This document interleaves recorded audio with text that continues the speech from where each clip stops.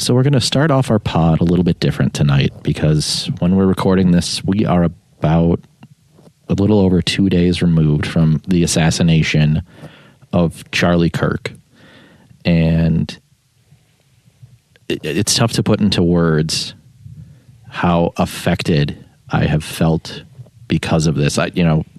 It's funny in a way. I don't know if that's the right word, but that the day following his assassination was September 11th. And the last time I really felt the range of emotions with the strength I did was after 9/11. And to see the images that I saw, I can't get them out of my mind. To know that a father of 2 kids whose entire thing was to be the happy warrior, to go to have tough, open conversations with people he disagreed with, to be assassinated for those exact beliefs is just gut-wrenching. Well, I certainly agree, and it is very coincidental, providential that it's right before 9/11. One thing that I wish 9/11 and 9/10 shared was the unifying effect that 9/11 had. Mm-hmm, mm-hmm. And I was young when 9/11 happened, but I knew enough to understand what was going on. So my memory is somewhat vague of, the exact aftermath. But, as I grew up, I obviously knew and grew up, understanding and learning about that more. But not having a sense of unity after such a horrific act that, you unfortunately see those videos that almost seem fake. It's so horrific that it seems like it couldn't possibly be real. And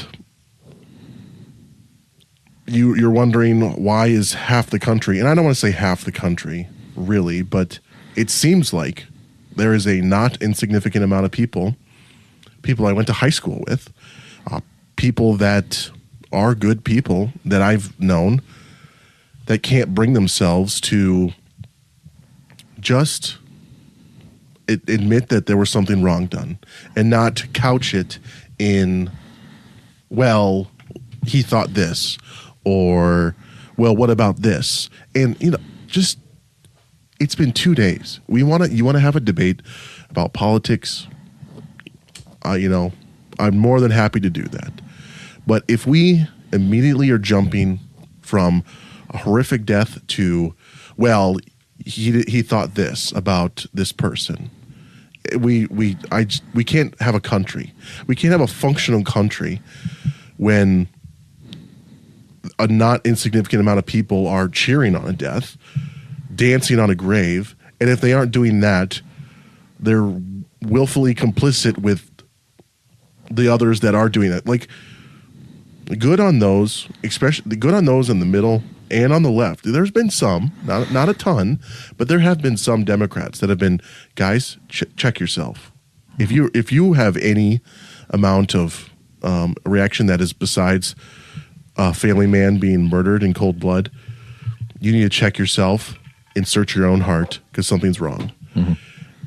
And so I'm very worried about what that means for the country going forward. Yeah, no, he was a generational hero and now a martyr for the conservative movement. And the left maybe doesn't understand what they did, in that he was the happy warrior. He was the nice guy. I'm not like Charlie in that way at all. Well, he was certainly much more charitable to people. Yeah. He always listened, and I was always willing to have this open, honest debate. And, he could go to these universities and engage with the most insane left-wing lunatics with a kind smile. And of course, things got heated, Mm-hmm. And I wasn't someone that, I watched every single Charlie Kirk video, but it was almost something, the cliche line is, you don't know what you have until it's gone type of thing. you kind of forget to realize how like ingratiated he was in just conservative everything. You know, you see a reel just in passing. Oh, he's on this college campus debating this person, and there's this viral clip. It seemed almost routine how often it came up. And as someone that wasn't following him every single day, I only have 24 hours in a day. I can't listen to every single conservative podcast. I have to listen to ours to edit it. So that cuts it down to 22 and a half. So I only listen to a few podcasts and I try to be as consistent as I can. So, but he was everywhere, really, when you think about it. And, he accomplished, no one can argue that he accomplished more than most men do in one generation in 31 years. So, and I'm very encouraged by not necessarily the unity of the country, because there isn't a lot, but there is a unity, at least on the right, that seems to be somewhat on par to like what 9/11 was, where there are factions of the GOP that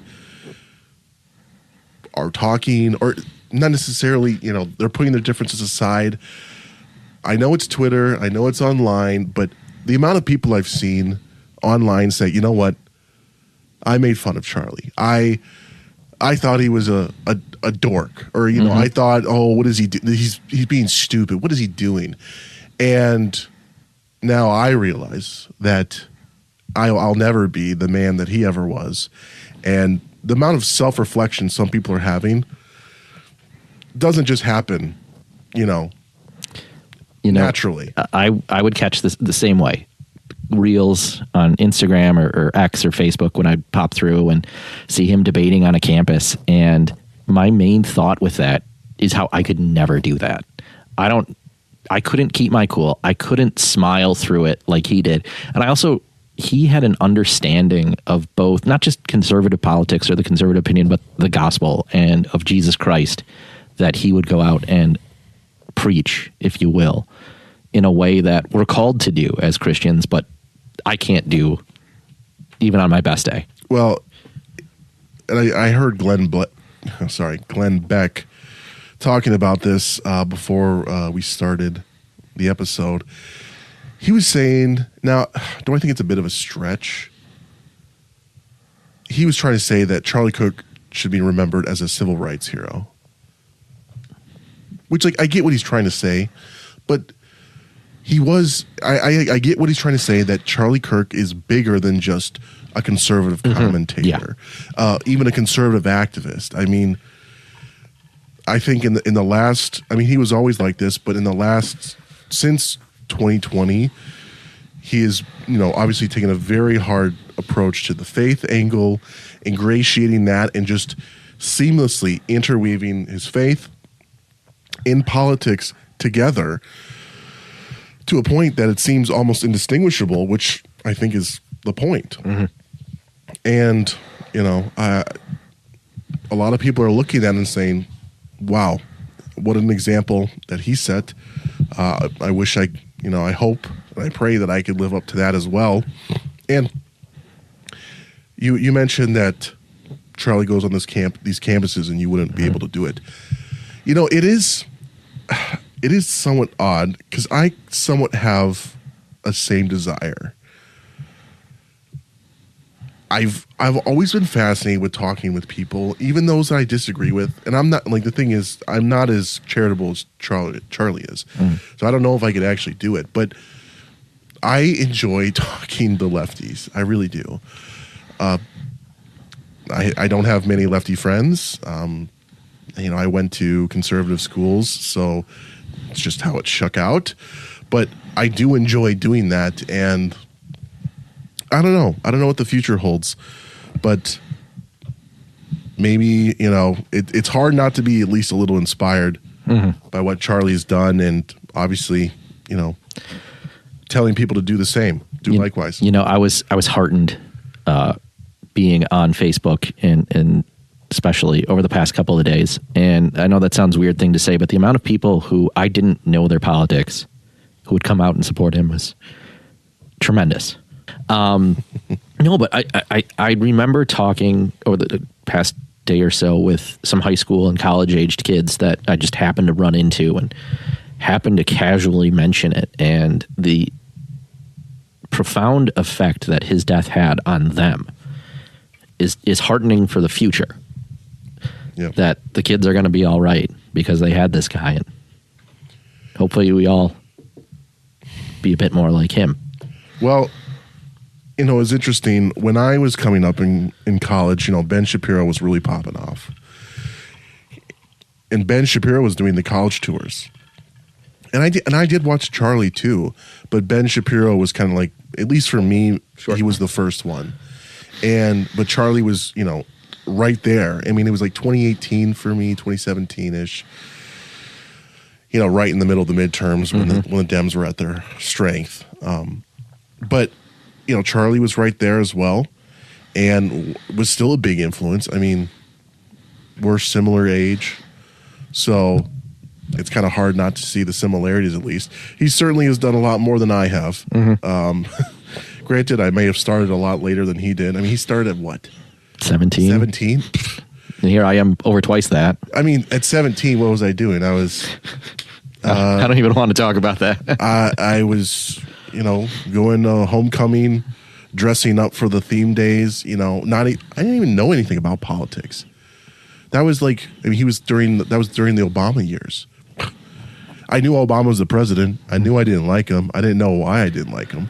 That was, you know, for me, but a decade and a couple more years prior. It wasn't until I had a teacher in my journalism or newspaper class have a conference with my parents and say that, oh, here's his reading list. And it was the, you know, people, the conservatives of that time, the Bill O'Reilly, the Ann Coulter, because that's how old I am. And I never had anything remotely close to Ben Shapiro or Charlie Kirk coming to my campus. But we should talk about the fact that this does seem like such a turning point.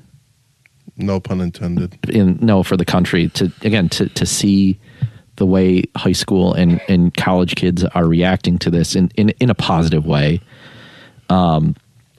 It's almost surreal. I saw people compare this, I think, aptly to MLK or RFK's assassination in 68 or JFK in 63. And I hope it's not like Archduke Franz Ferdinand, because it feels like every day we get close to that. And frankly, seeing that and some of the response from the left, I felt any last shred of bipartisanship, any last shred of moderation leave my body completely. And I'm done engaging with the left, at least in terms of people that I have to talk to who are family adjacent and whatnot, or former friends but there's this dangerous undercurrent on the left that is not there on the right that has to be stopped one way or another, because the left is a death cult and this was a political assassination,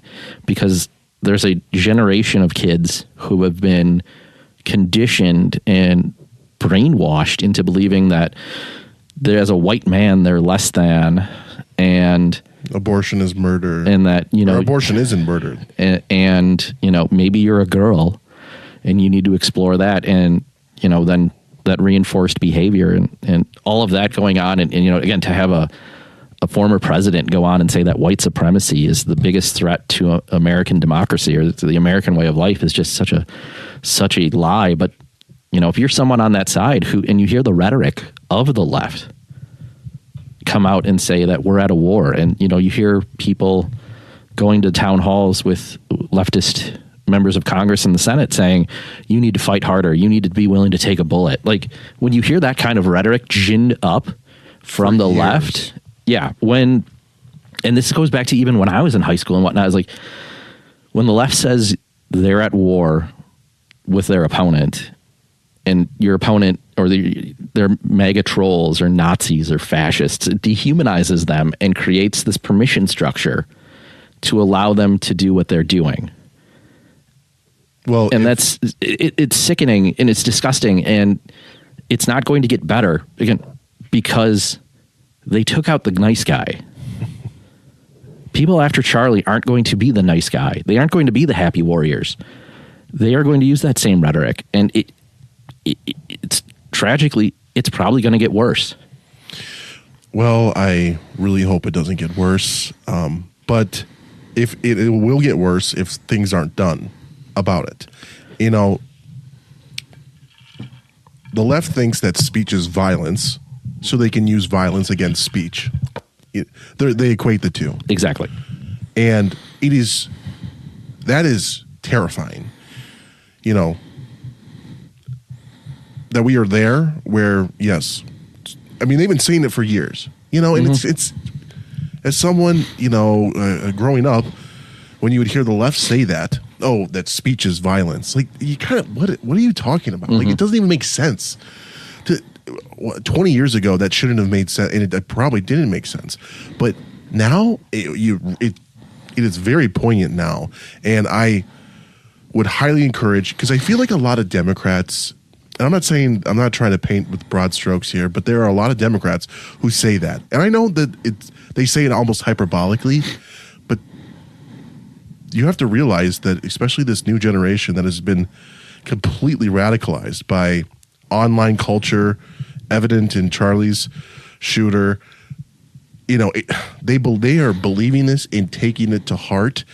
And I really don't want a bunch of rogue revolutionary, you know, people, because, you know, trying to take out people on the right, because it eventually, men can only be pushed so far. There is a breaking point. No society has ever, you know, just surrendered. You know, it's always ended badly one way or another. So we need to find an off ramp, and I know people have said Charlie Kirk was the off ramp. He was, you know, and so I don't have the answers, but I think the first thing Trump has to do is he's going to have to go after some of these NGOs. He's going to have to go out over some of these organizations that basically lie to these kids. And the Democrats, you cannot keep on calling us fascist, Nazis. You know, it seems we've become immune to it. Racist, fascist, Nazis. But the more, I mean, he wrote on the bullet, fascist, catch this. So when you say you're a fascist, you're just a calling card. It's a calling card. Now, maybe there are people on the right that need to do the same, but the left has got to rein it in. This is not, I will not stand by this, both sides crap, okay? You know, I'm not calling leftists these vile things. I disagree vehemently and very passionately, but that rhetoric has to be reined in. We're not fascists, for God's sake. Most of us are God-fearing people that ultimately want to be left alone. You know, and just want to have safe streets. I just want safe streets. I remember in 2018, 2019, you know, I listened to Ben Shapiro, okay? That was it. That was my political expertise. I watched Ben Shapiro videos. 2020 with COVID, I wasn't radicalized during COVID, but then I lost my job, and yeah, I got radicalized, what I thought was radicalized. You know, I thought, wow, how can this happen? I had a job yesterday, and now I don't, because of something that, you know, I'm a healthy young man that has no prior conditions. I can't go out in society and have a job right now. It was baffling, and I lived with it for a while. But, you know, the right didn't radicalize me. The left did. You know, I thought I was red-pilled. I thought I was radical. Like, every day since COVID, I was inching further and further to the right, and I was already starting at a pretty conservative position. I thought I was there before Wednesday, and now I think that the greatest trick the devil ever pulled was convincing us that the left and liberals were the tolerant and compassionate ones. I mean, we need to have. You want to talk about a national conversation? The entire country needs to get completely honest about the inhumane horrors that have been forced upon us by the left. Our empathy has been weaponized against us.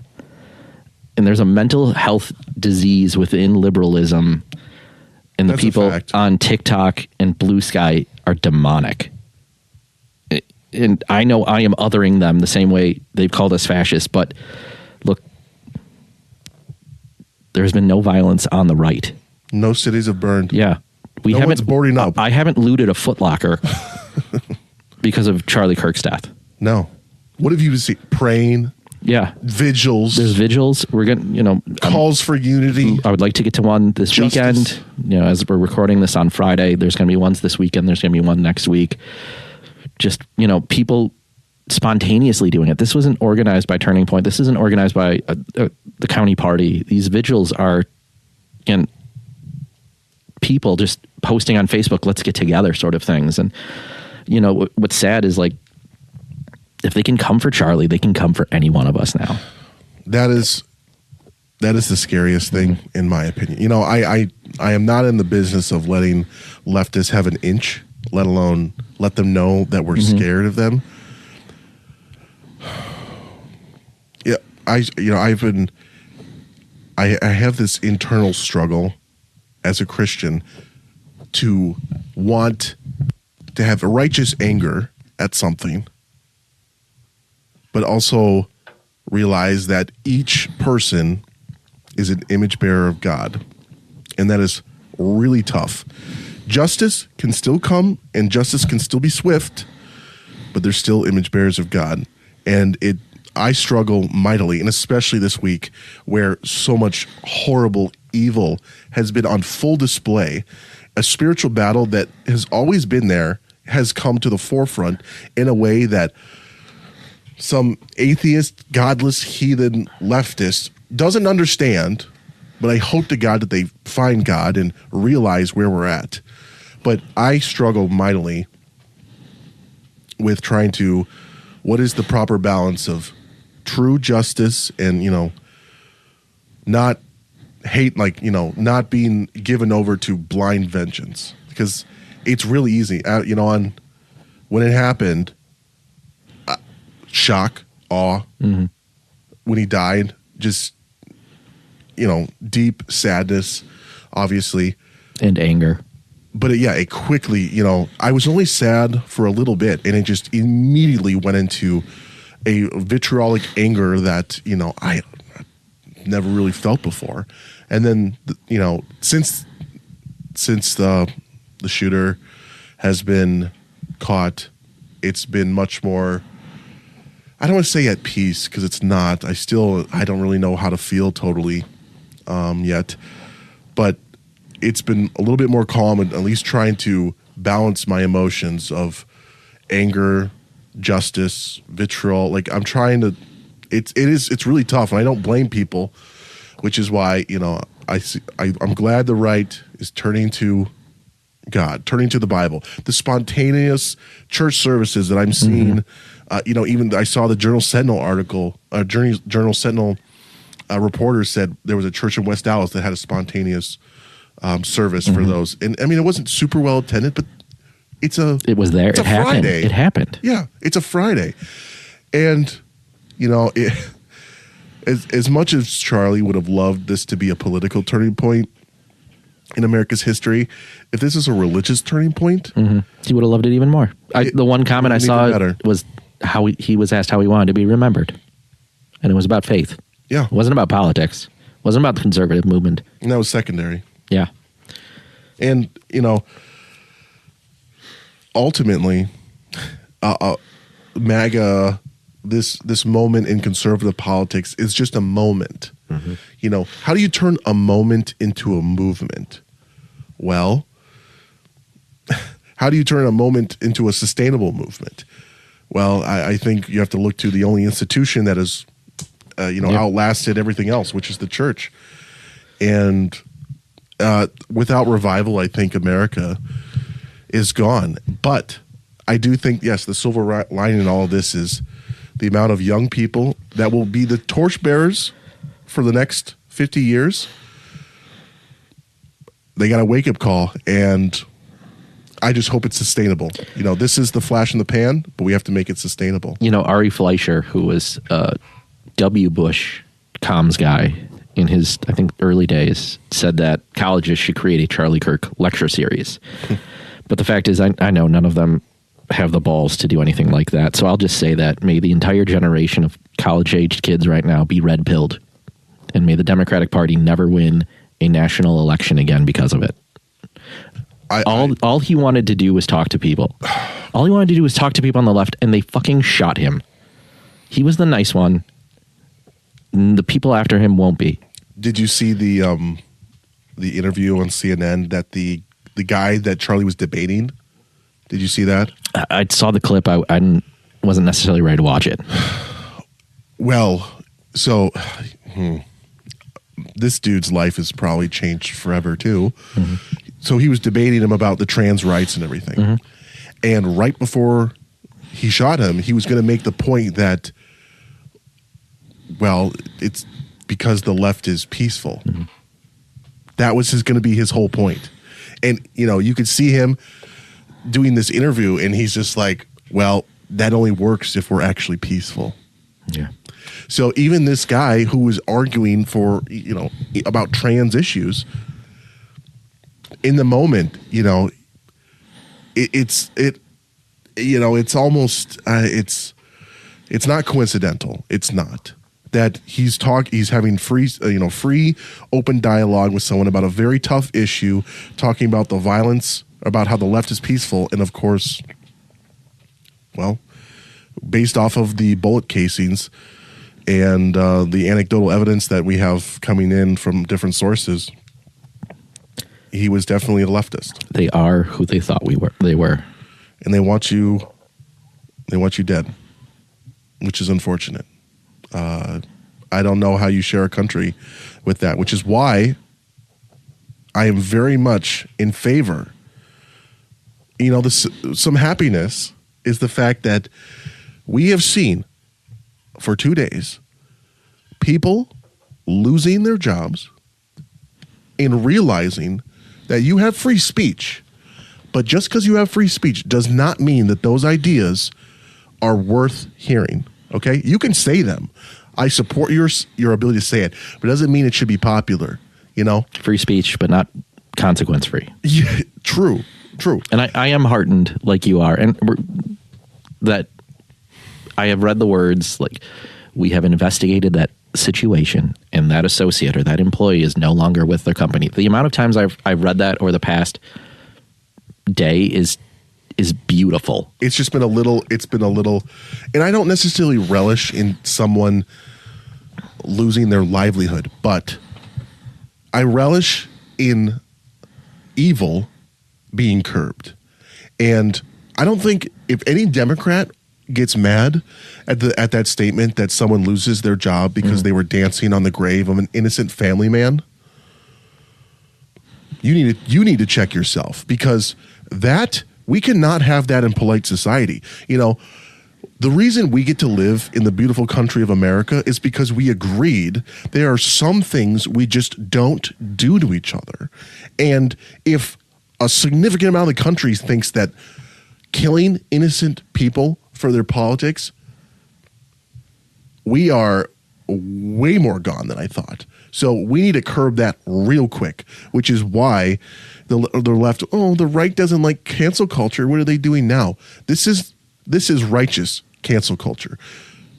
Again, if you think that dancing on the grave and not even dancing, relishing in the death of somebody, find God. Find God. Find a church. Check yourself in. Read the Bible, because Lord, you need it more than, I'm not saying you need it more than me, because I need it just as much. I'm as sinful as you are, but I know my Creator. You do not, and I'm going to meet Him someday. And at this rate, you're not. So may God have mercy on your soul. And I know everyone said this, but just, you know, I last shout out. Erica Kirk just gave a very beautiful 15-minute message, basically saying that she will not be deterred. You know, she will not be curbed. She will not be shuttered. She will not be driven away. She's going to make Turning Point bigger than ever. And it was inspiring. And she's got a lot of courage. And I just wanted to say, done a lot of praying for her kids, for their family, for the country. Just because I can't imagine what they're going through. And it is very odd how, as someone who didn't follow Charlie Kirk every day, it has hit people that in a similar situation, like a ton of bricks, like part of, like one of their family members died. And it has unleashed something that is just so organic. You can't explain it. The amount of people that have said the same thing that said, I can't explain why I am so emotional or so hit by this is astounding. And I think there was a post by Chad Prather that really summed it up that I just wanted to read, and then we can finalize these comments. I just think it really embodied his thoughts and the reason why this has hit everyone so hard. So hold on, here we go. It's not super long. It's like 4 paragraphs. The reason you feel Charlie's death so deeply is because grief doesn't measure itself by proximity. It measures itself by meaning. You didn't have to know him personally to feel the sting of his absence, because when a voice like his goes silent, something in the atmosphere shifts. The reason it feels heavier than so many other tragedies is because your spirit recognizes that this is not just about a man. It is about a battle. Scripture says eternity is written on our hearts, and when someone who carried truth with boldness is suddenly gone, eternity aches within us. It's like our souls know instinctively that the darkness celebrated, and that strikes us at the core. The reason you can't shake it is because psychologically, we don't only attach ourselves to people, we attach ourselves to symbols. Charlie became a symbol of conviction in a time of compromise, courage in a time of fear, and when a symbol is struck down, it rattles something primal and eternal inside us. That's why even those who never met him feel it. There is a strange thread pulling at us, and it is not imagined, it is real. We are bound together by shared purpose, by shared longing for truth, by the Spirit of God himself, weaving us into a fabric that cannot be torn apart. This loss pulled at that fabric, and every one of us felt the tug. So if you're wondering why this hits so hard, it's because your soul knows this is bigger than news. This is bigger than politics. This is about eternity, about truth, and about the weight of the man whose life carried both. So I'll just leave that there.